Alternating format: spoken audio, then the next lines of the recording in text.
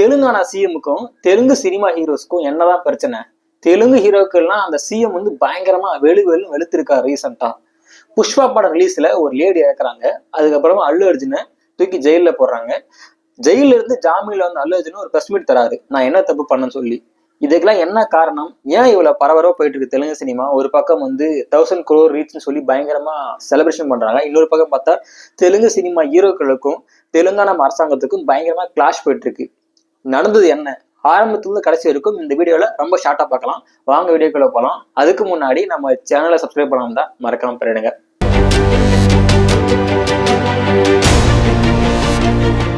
புஷ்பா 1 2021 நல்ல ஒரு தரமான வெற்றி படம் சொல்லலாம். ஸ்டோரி வீஸா பார்த்தா செவ்வர கடத்துல பேஸ் பண்ணி தான் புஷ்பா 1 எடுத்திருப்பாங்க. அல்லு அர்ஜுன் ஹீரோ நடிச்சிருப்பாரு, ராஷ்மிகா ஹீரோயின் பண்ணிருப்பாங்க.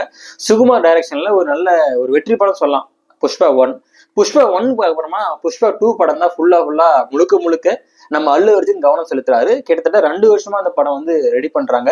நல்ல ஒரு 400-500 கோடி பட்ஜெட்ல சூப்பரா தயாராகுது.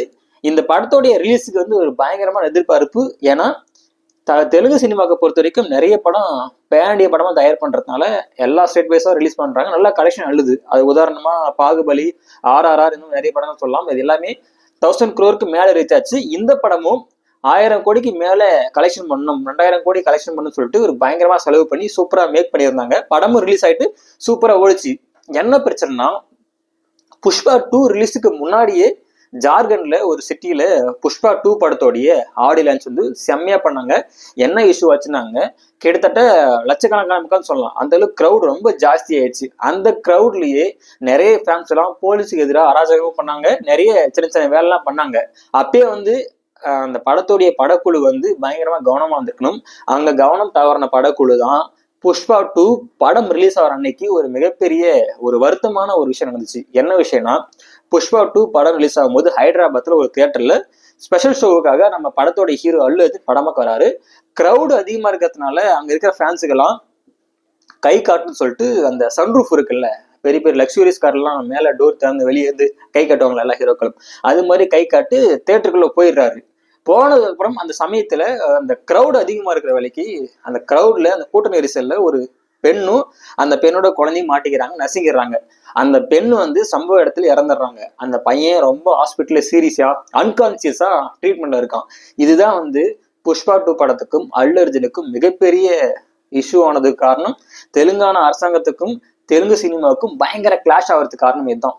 என்னாச்சுன்னா, அந்த லேடி இறக்குறப்பயே நம்ம அல்லு அர்ஜுன் அவர்கள் தியேட்டர்ல படம் பார்த்துருந்துருக்காங்க. விஷயம் தெரிஞ்சிச்சு. உடனே வந்து ஹாஸ்பிட்டலுக்கு போகலாம்னு சொல்லிட்டு அல்லு அர்ஜுன் ஆசைப்பட்டிருக்காரு. ஆனா அங்க இருந்த அவருடைய ஃப்ரெண்ட்ஸ் எல்லாம், இப்ப நீங்க ஹாஸ்பிட்டலுக்கு போனா வந்து விஷயம் வந்து வேற மாதிரி ப்ராப்ளம் ஆயிடும், இப்போதைக்கு தேவையில்ல, அப்புறமா போய்க்கலாம்னு சொல்லிட்டு அவர் அனுப்பல. படம் பார்த்துட்டு போறாரா. அதுக்கப்புறமா இம்மிடியட்டா தெலுங்கானா கவர்மெண்ட் புஷ்பா 2 நாயகன் அல்லு அர்ஜுன் அரெஸ்ட் பண்ண சொல்றாங்க. ஏன்னா இதுக்கெல்லாம் காரணம் அவர் தான். அவர் படம் பார்க்க வந்ததுனால தான் கூட்ட நெரிசல சிக்கி ஒரு பெண் இறந்தாங்கன்னு சொல்லிட்டு அவங்களை அரெஸ்ட் பண்ண சொல்றாங்க. இந்த கேப்ல அல்லு அர்ஜுன் அவர்கள் அந்த ஃபேமிலிக்கு 25 lakhs வந்து கொடுக்குறாரு. ஆனா இதுக்கு முழுக்க காரணம் வந்து அல்லு அர்ஜுன் அவர்கள் தான், இந்த கூட்டத்துக்கு காரணம் தான் சொல்லிட்டு அரெஸ்ட் பண்ணி உள்ள வைக்கிறாங்க. ஜாமீன்ல வெளியே வராரு. வெளியே வந்ததுக்கு அப்புறமா ரொம்ப வருத்தமான பதிவுலாம் பதிவிடுறாரு. ஃபேன்ஸ்ல வந்து ரொம்ப கவனக்குறைவா இருக்காங்க. ஒரு ரசிகனா கொண்டாடும் போது கதாநாயகனை வந்து சரியான முறையில் கவனிக்கணும், தேவையெல்லாம் பண்ணணும்னு சொல்லிட்டு நிறைய பதிவிடுறாரு.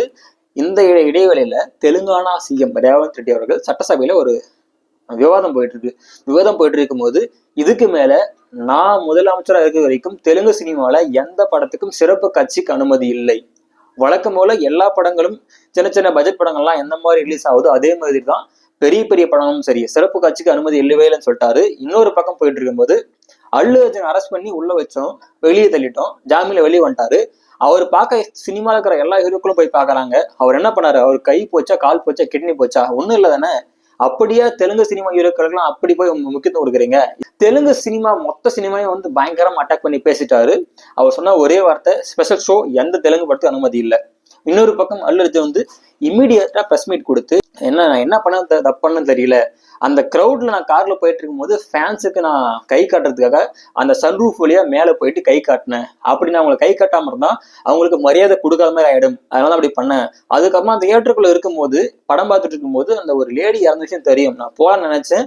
ஆனா அங்க இருந்த என் ஃப்ரெண்ட்ஸ் எல்லாம் போனா வந்து விஷயம் வேற மாதிரி ஆயிடும், போவேன்னு சொல்லிட்டாங்க, அதனால போகல. மற்றபடி அந்த ஃபேமிலிக்கு நான் பணம் கொடுத்துருக்கேன், என்னால முடிஞ்ச உதவி பண்றேன்னு சொல்றேன். அப்படி இருக்கும்போது ஏன் நிறைய பேர் எனக்கு தப்பா விமர்சனம் பண்றாங்க தெரியலன்னு சொல்லிட்டு அல்லு அர்ஜுனே வந்து ஒரு ஸ்டேட்மெண்ட் கொடுத்திருக்காரு. அந்த பிரஸ் மீட்ல சொல்லியிருக்காரு, குறிப்பா ஃபேன்ஸுக்கு ஒரு ஹீரோவை கொண்டாடுறீங்கன்னா நீங்க கண்டிப்பா நியாயமா இருக்கணும், தேவையில்லாத செயல்கள்லாம் செய்யக்கூடாதுன்னு சொல்லிட்டு அவரே அறிவு சொல்லியிருக்காரு. இப்பதான் ரீசெண்டா பிரஸ் மீட்ல பேசினாரு. இதுதான் வந்து ஸ்டார்ட் டு எண்டு புஷ்பா 2 உடைய ஆடியோ லான்ச், அதாவது ட்ரெய்லர் லான்ச் எங்க ஜார்க்கண்ட்ல. அப்பயே பிரச்சனை ஆரம்பிச்சது, அப்பயே படக்குள்ள வந்து கவனமா இருந்ததா. புஷ்பா 2 படம் ரிலீஸ் ஆகிறப்ப ஹைதராபாத்ல அந்த தியேட்டர்ல டெத் ஆயிருக்கு வாய்ப்பு கம்மி. அல்லு அர்ஜுன் கொஞ்சம் கவனமா இருந்திருக்கலாம். இது வந்து வழக்கமா எல்லா பெரிய டாப் ஹீரோட படங்கள் ரிலீஸ் ஆகும் போதும் அந்த ஸ்பெஷல் ஷோல கிரௌட் அதிகமா கூடுறது வழக்கம் தான். அன்னைக்கு அவருக்கு நேரம் சரியில்லை என்னன்னு தெரியல, அந்த டெத் ஆயிடுச்சு. இதுக்கு மேல வரும் காலங்கள்ல இந்த மாதிரி பெரிய பெரிய ஸ்டார் படம் வரும்போது அந்த படத்துடைய குழு வந்து ரொம்ப கவனமா இருக்குன்னு சொல்றதுதான் எல்லாருடைய விருப்பமும். உங்க விருப்பம் என்ன? இந்த அல்லு அர்ஜுன் தெலுங்கானா சிஎம் ரேவந்த் ரெட்டி தெலுங்கானா திரைத்துறையில இருக்கிற பிரச்சனை எப்படி பாக்குறீங்க? கீழே மறக்காம கமெண்ட் பண்ணுங்க. இந்த மாதிரியான வீடியோக்கள் தொடர்ந்து பார்க்கணும்னா நம்ம சேனலை மறக்காம சப்ஸ்கிரைப் பண்ணுங்க.